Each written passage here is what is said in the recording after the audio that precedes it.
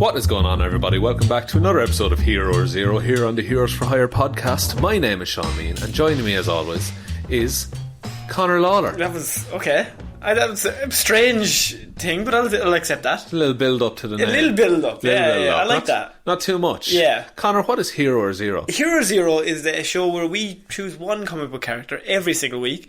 We do their good points and their bad points, and we just give you a bit of a rundown and let you know just... If you've never heard the character before, it's a good introduction. It's basically us reading the Wikipedia page. Don't worry about it. Give away the game, why don't you?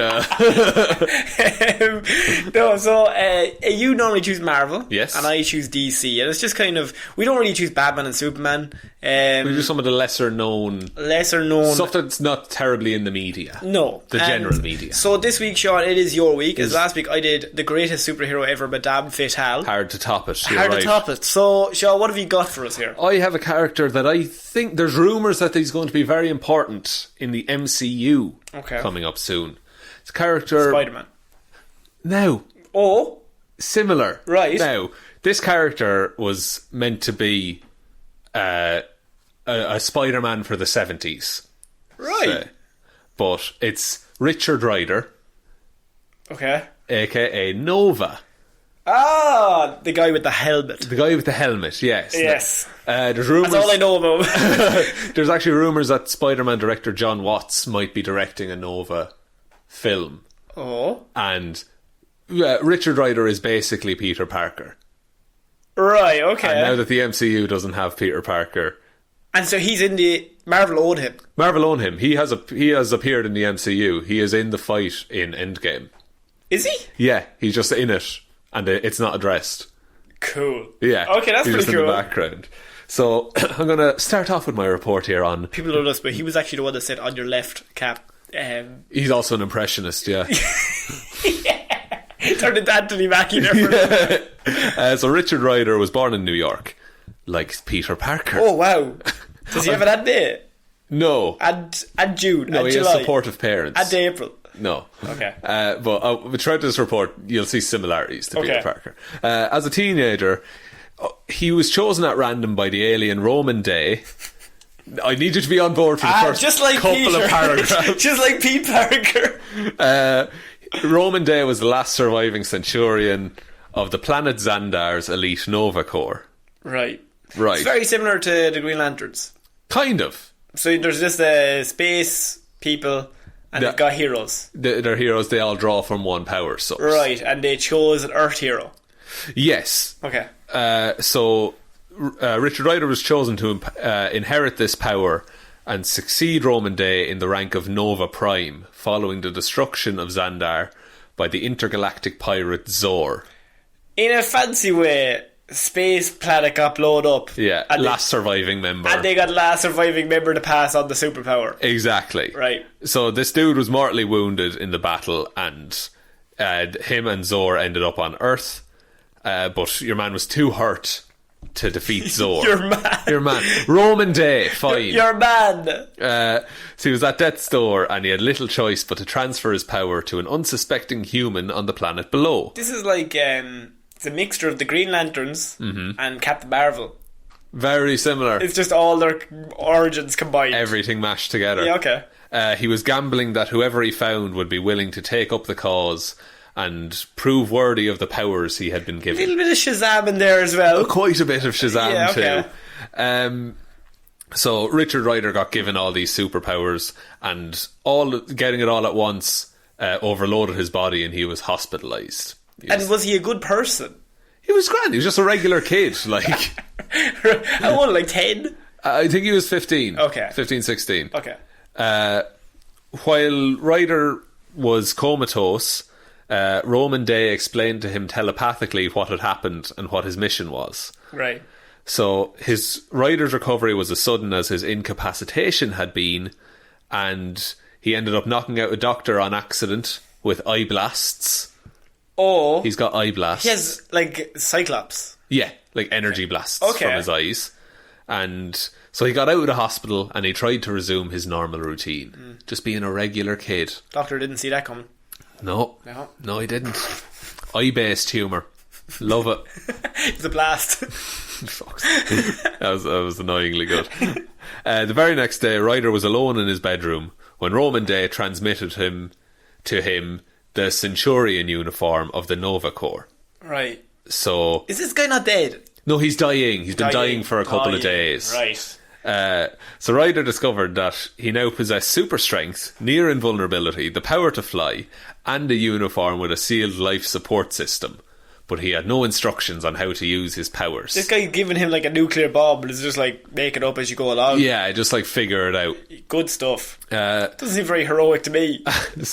He's learning. He's a child. No, the guy who gave him the power. Oh, well, he's Roman desperate. Day. Roman Day. Even if just 5 minutes, just even on a post-it note, a bit of exposition about what's going on here. This is how you blast energy from your eyes. Yeah. He barely had the opportunity to test out any powers before the radio in his helmet alerted him to Zor, who was on rampage in New York City.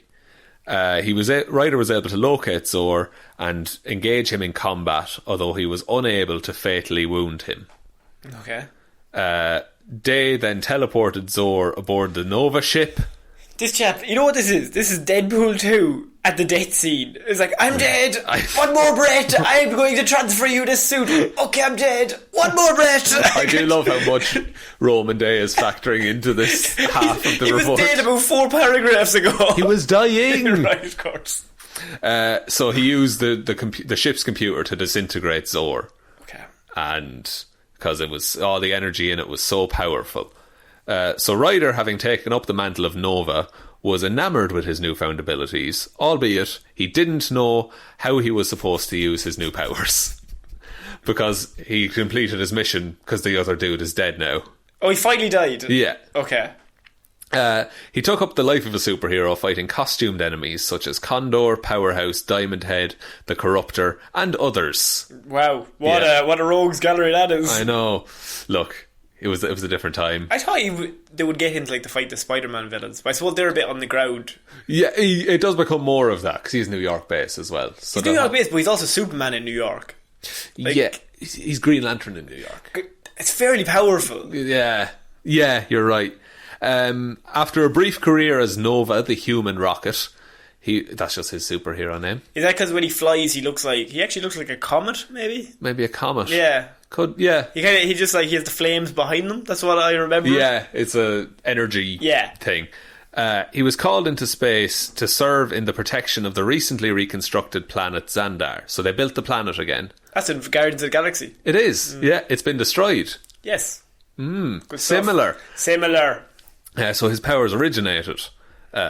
Eventually, his life of constant intergalactic war was beginning to become tiresome. And I just had the Nova Corps in Guardians of the Galaxy. Yeah, on Xandar. That's them. He's the leader of them, I'm assuming. Well, or they're based off him. The Nova Corps are a thing. Okay. I'm going to explain that a bit. So the Nova Corps draw power from what's called the Nova Force. John C. McGinley? No, not John C. Reilly. John C. McGinley's Scrubs. Scrubs, yeah. John C. Reilly is the leader of the Nova Corps, and they're the guys who were all in the ships in the first one who stopped your man. Yes, but the Nova Corps, they all draw power from the Nova Force. Right, okay. So there's like thousands and thousands of Nova Corps members, and they're all getting a bit of that power. When Xandar was destroyed and all the Nova Corps were destroyed except one, Richard Ryder has all of the power of all of the Nova Corps members. Okay. So now that the Nova Corps are back, he has his power cut. That clears up a lot of stuff. Yeah, that's fine. So he's not just OP all the time. That makes it, if I'm able to think of it like that, where like John C. Reilly, all the power is spread, then that whole planet gets blown up and all the power just goes to him. Exactly, because it's the last surviving member. So, hoping to rejoin his high school friends, Richard Ryder requested to return home to Earth, and when he was told to relinquish his power in order to do so, he agreed. Okay. So he was like, I just want a normal life. I'm tired of war and fighting. I'm a noble 17. Thing to do. Yeah, but he was living a relatively normal life. Just when they think I'm out. Drag me right back in for one more job. He started working in a fast food restaurant kitchen, and he was barely able to make enough money to live on because he had left school to go be in space and fight intergalactic wars. Makes sense. So he spent time trying to pick up the pieces of the life he had left behind, wishing he could find a way to regain the powers he lost. Because he realised, now I'm just a normal dude. Okay. I'm not a superhero And anymore. that would like fuck with your psyche. Yeah, To go from like super god to nothing. to regular man who works in the kitchen. During this period, Xandar was destroyed again For God's sake. in an attack by Nebula. Oh, lads. This and Richard Rider didn't know about this. Imagine living on Xandar, like, this time we're going to keep it. Dude, This time, honest to God, this time we won't blow up, I promise. this is not the last time I bring Xandar into this discussion. If this planet gets made and destroyed 3 times in this report, I'm kicking you off this show. That's okay, I'll just go now. So depressed by the loss of his powers and unwilling to go back to high school because all his friends had graduated, he settled on working odd jobs in order to make money. One day he meets Night Thrasher, Good name. who kidnaps Ryder and drops him from the top of a building. Not a great guy. As he plunges towards the ground, his powers are reactivated and he flies up, avoiding harm. With his powers reinvigorated, he lunges towards the Night Thrasher, but is quickly subdued. So it was revealed that Night Thrasher analysed Richard Rider and discovered that if he had a high adrenaline rush, all of his powers would come back to him. Okay, that makes sense. Yeah. Now, he didn't know for sure that this would work, but So he just threw him off a building Just threw him anyway. off a building anyway, just to check. Bit of a laugh. So Night Thrasher was building a superhero team, and Ryder agreed to join. So they were the Warriors, was their name. Okay. The New Warriors. I mean, look, there's always newer ones. There are indeed. So you remember Xandar? No. Well, Xandar's Which been one's Xandar again? the one that was destroyed. Again and again. Again and again and Right, again and okay. again. And this one is back? It's back now. It's back. How do you just have a planet back? Because they just build it again. Just build it again. A planet. They Yeah. just build a planet again. Just various things happen. It's built again. Of course. So in an encounter with... Go to the planet shop. Buy a new planet. Get a new one, bigger and better.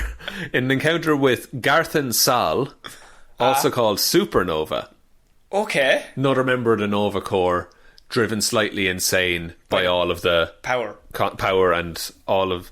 Okay, Nova also has the Xandarian hive mind working with him.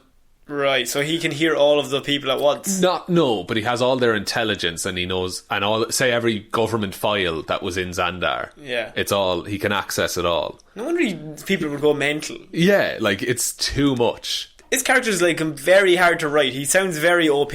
Yeah, so they nerf him by bringing Xandar back a lot of the time. Oh, it makes sense, yeah. But say the Nova Force having that much power, that's what happened to Supernova. It was the Nova Force drove him insane.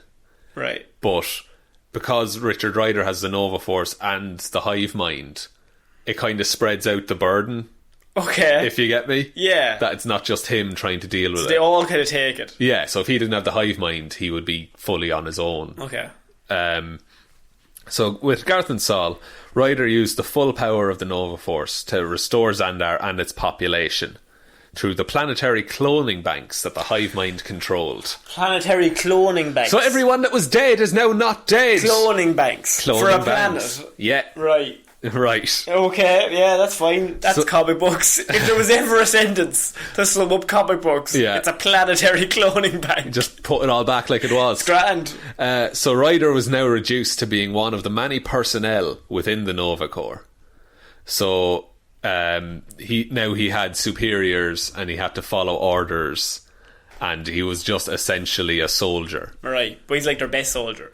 He's not even, because the power is split now. There are people who have been allocated more power And they would be naturally better at fighting than he was. because when they he had got- a training. Yeah, and- because when he was just 15 and he's just a dude. yeah, and he's just made do with. Yeah, everything he's learned on the job, whereas they probably have had 20 years of military training. Exactly, yeah, they have tactics and they've worked as a team Yeah. before. So Nova then, there was an event in Marvel called Annihilation, Okay. and it was a character called Annihilus. He came from the negative zone.